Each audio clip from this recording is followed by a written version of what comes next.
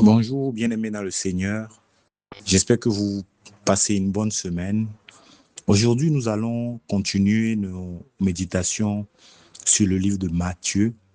Aujourd'hui, nous allons nous intéresser au chapitre 3 de Matthieu. Je vais prier sans plus tarder. Seigneur, merci de nous avoir permis de nous regrouper encore, Seigneur, autour de ta parole, Seigneur, pour la méditer. Nous prions que tu nous donnes l'intelligence et la sagesse de comprendre le message, Seigneur, que tu as prévu pour nous, pour cette journée. Seigneur, ouvre nos cœurs afin de comprendre ta pensée au nom de Jésus. Amen. Je vais lire Matthieu 3.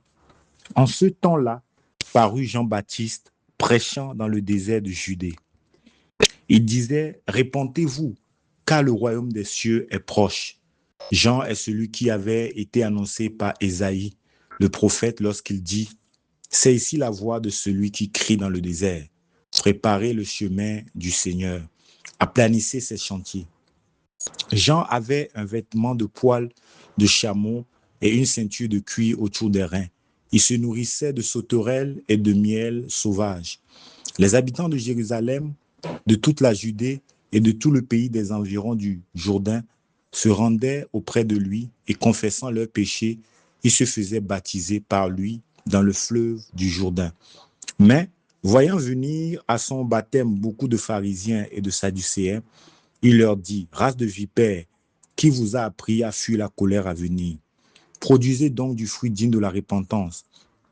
Et ne prétendez pas dire en vous-même, nous avons Abraham pour père, car je vous déclare que ces pierres-ci, Dieu peut susciter des enfants à Abraham. Déjà, la cognée est mise à la racine des arbres. Tout arbre, donc, qui ne produit pas de bons fruits sera coupé et jeté au feu. Moi, je vous baptise d'eau pour vous amener à la repentance, mais celui qui vient après moi est plus grand que moi. Et je ne suis pas digne de porter ses souliers. Lui vous baptisera du Saint-Esprit et de feu. Il a son vent à la main. Il nettoiera son air et il amassera son blé dans le grenier, mais il brûlera la paille avec dans un feu qui ne s'éteint point. Alors Jésus vint de la Galilée au Jourdain vers Jean pour être baptisé par lui. Mais Jean s'y opposait en disant, c'est moi qui ai besoin d'être baptisé par toi et tu viens à moi. Jésus lui répondit, laisse faire maintenant, car il est convenable que nous accomplissions ainsi tout ce qui est juste. Et Jean ne lui résista plus.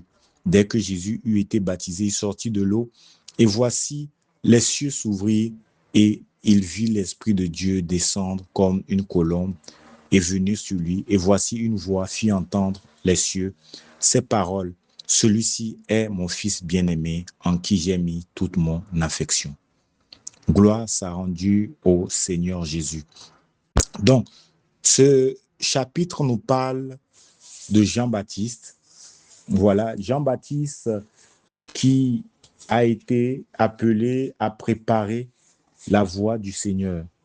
Voilà, et ce qui est intéressant, c'est que l'arrivée de Jean-Baptiste avait été déjà prophétisée par le prophète Ésaïe. Nous pouvons le retrouver dans Ésaïe 40, le verset 3.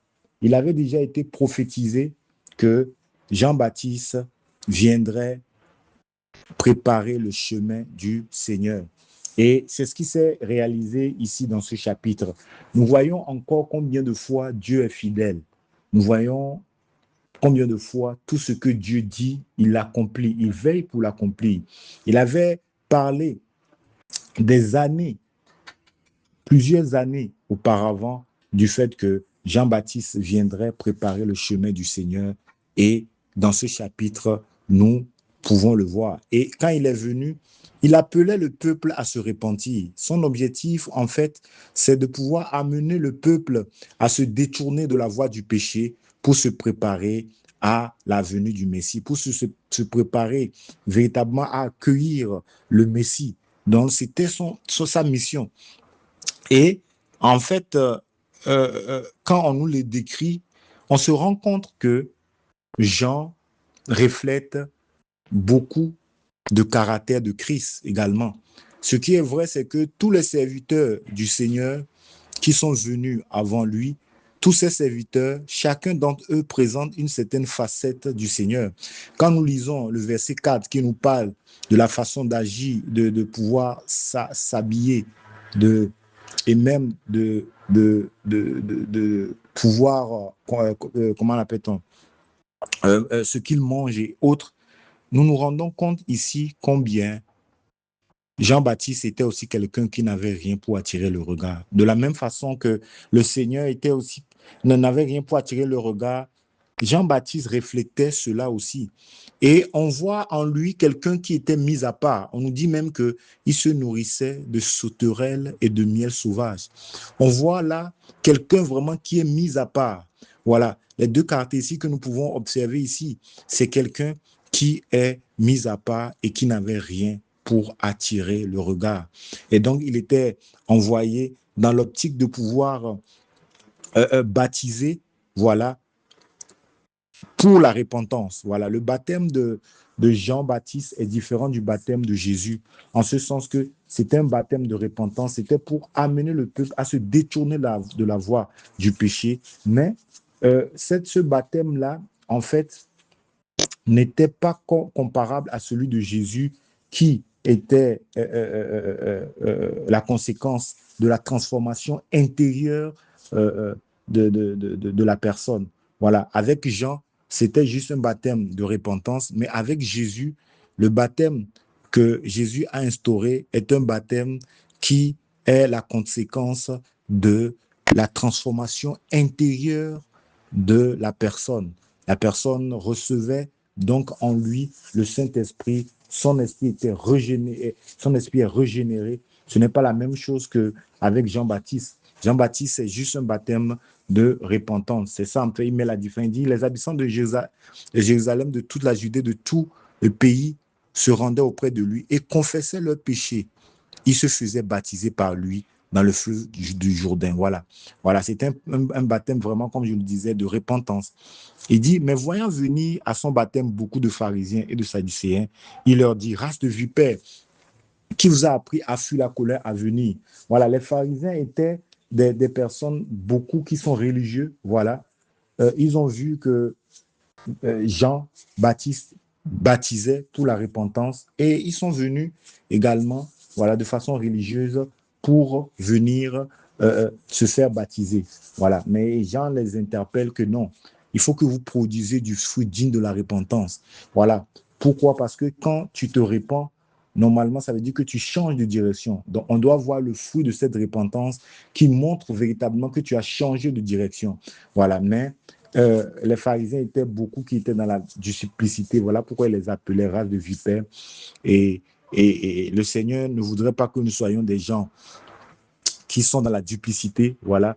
Si nous décidons de le suivre véritablement, nous devons pouvoir produire du fruit digne de la repentance, montrer, voilà, manifester véritablement ce fruit-là qui montre que nous l'appartenons maintenant. Et donc, au moment où il était en train de baptiser, qu'est-ce qui se passe? Nous voyons ici que, en fait, Jésus se présente. On dit que, alors Jésus, le 13, alors Jésus vint de la Galilée au Jourdain vers Jean pour être baptisé par lui. Mais Jean s'y opposait en disant, c'est moi qui ai besoin d'être baptisé par toi et tu viens à moi. Voilà. Et humainement parlant, c'est quand même normal. Parce qu'on parle ici du baptême de repentance. Nous savons très bien que Jésus n'a jamais commis de péché. C'est le seul homme qui n'a jamais commis de péché. Et donc, en fait, dans la tête de Jean, humainement parlant, oui, ça ne passait pas de dire que voilà, Jésus devait venir faire le baptême de repentance. Pourquoi? Parce qu'il n'a jamais péché. Il va se repentir par rapport à quoi? Voilà. Et donc, voilà pourquoi il s'y opposait. Et Jésus lui répondit, laisse faire maintenant, car il est convenable que nous appliquions, accomplissions ainsi tout ce qui est juste. Voilà. Tout ce qui est juste, c'est ce qui vient de Dieu. Tout ce qui est juste, ce sont les instructions de Dieu. Jean-Baptiste avait été envoyé dans l'optique de pouvoir précéder Jésus, préparer son chemin afin que les gens puissent le recevoir. Mais, en fait, Jean-Baptiste, un moment, voilà, il a utilisé la pensée humaine, s'est dit, mais comment se fait-il que je vais baptiser Jésus alors qu'il n'a jamais péché? Voilà. Ici, ce que nous apprenons, c'est quoi? C'est que quand Dieu nous donne une instruction, le plus important, ce n'est pas ce que nous comprenons de la chose. Le plus important, c'est de s'assurer que c'est Dieu qui nous envoie faire la chose. C'est très important parce que Dieu va nous envoyer faire certaines choses des fois où la pensée humaine ne peut pas le comprendre. Ésaïe 55 nous dit, à partir du verset 8, qui nous dit que les pensées de Dieu ne sont pas nos pensées. Voilà. Et ses voies ne sont pas nos voies. Et donc, il peut arriver que Dieu nous amène à faire quelque chose, nous donne une certaine mission. Humainement parlant, nous voyons combien c'est incompréhensible. Mais parce que Dieu l'a dit, c'est ce qui est juste à faire. Et c'est ce que Jésus rappelle ici à Jean-Baptiste. Il lui dit ici, non, laisse faire maintenant. Car il est convenable que nous accomplissions ainsi tout ce qui est juste. Voilà. C'est Dieu qui a voulu que ce soit ainsi. Donc Jésus lui rappelle que non, laisse faire maintenant. Et donc nous devons faire comme Jésus, qui n'a pas voulu, voilà, agir selon les pensées humaines. Il a dit non, Jean-Baptiste, fais la chose comme Dieu l'a demandé. C'est ce qui est important. Voilà. Donc nous aussi, il peut arriver que le Seigneur, Dieu nous appelle à faire quelque chose. Et humainement parlant, ça ne cadre pas. Voilà, il peut nous amener à nous séparer de certaines personnes, à faire certaines choses qui, humainement parlant dans la société, ça ne cadre pas. Mais parce que Dieu l'a dit, nous devons faire ce qui est juste, ce qui est convenable à faire. Parce que ce qui est juste, c'est ce que Dieu veut. Voilà. Et donc ici, nous apprenons par là que nous ne devons pas chercher des fois à raisonner, à trouver nous-mêmes des explications aux choses auxquelles Dieu nous appelle. Voilà. Quand nous voyons le cas même de la naissance de Jésus, oui, humainement parlant, ce n'était pas normal. Mais Joseph a quand même compris la chose et il a continué le chemin. Beaucoup de choses que Dieu peut demander qui, humainement parlant, sont un peu une folie. Voilà, humainement parlant, mais nous devons faire ce qui est convenable. Il a demandé à Abraham de pouvoir sacrifier son fils. C'est quand même fou. Mais nous devons nous voyons que Abraham a obéi, voilà, jusqu'à ce que l'Éternel même l'interpelle pour dire, voilà, voilà tu as dit qu'il a aimé le fait qu'il a été obéissant. Voilà, donc nous devons faire ce que Dieu nous dit sans chercher à raisonner humainement parlant. Voilà, et Jean a voulu résister, mais Jésus l'a rappelé à l'ordre. Voilà. Une chose aussi que je remarque quand je lis ces passages, c'est pour dire que quoi? Tout ce qui a précédé Jésus, Dieu voulait nous montrer que, en fait, il y a quelque chose qui manquait. Tout ce qui a précédé Jésus, il y avait quelque chose qui manquait toujours. Voilà, n'arrivait pas à atteindre l'objectif précis de Dieu de pouvoir ôter le péché. Et Jésus est le seul qui a pu accomplir cette chose. Et quand nous lisons, même ici, nous voyons que après son baptême, Dieu a encore attesté ici que c'est en lui qu'il met toute son affection. Pour nous dire que c'est la personne de Jésus qui importe le Père.